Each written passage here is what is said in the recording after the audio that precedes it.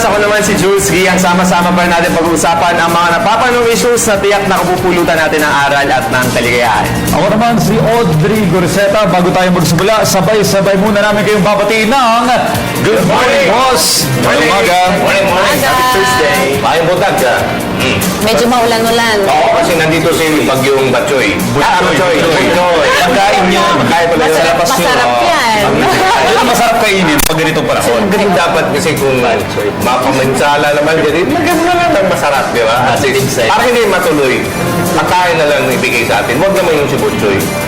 Alright, kasama din natin mga kaibigan, ang Highway Patrol Guy. Natin si Anjun Magnaye. Diyan naman sa EDSA Show Boulevard. Anjun, kamusta na ang traffic? Kamusta na ang lagay ng panahon? Parang mag-asa. Go ahead. Ay naku, napakakulimlim ng lagay ng panahon, pero gayon man magandang umaga sa mga boss natin dyan. Siyempre, the day after a holiday, after ng Idil Fitir, back to work na ang marami sa ating mga boss. At siyempre, yung mga estudyante, balik eskwela na rin. Silipin na natin ang sitwasyon ng traffic dito sa kinalalagyan natin sa EDSA Show Boulevard. At nakikita nyo naman ako, parang holiday pa rin ang feeling, lalo na kung kayo ay pupunta ng Show Boulevard.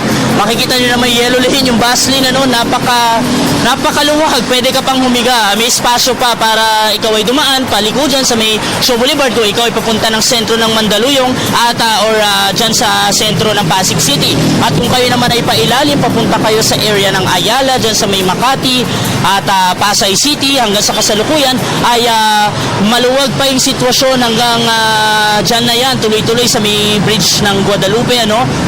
Napakabilis ang inyong magiging paglalakbay kung kayo ay papasok dyan sa Central Business District ng Makati o kaya dyan sa mga pinagtatrabaho ninyo sa lungsod ng Pasay at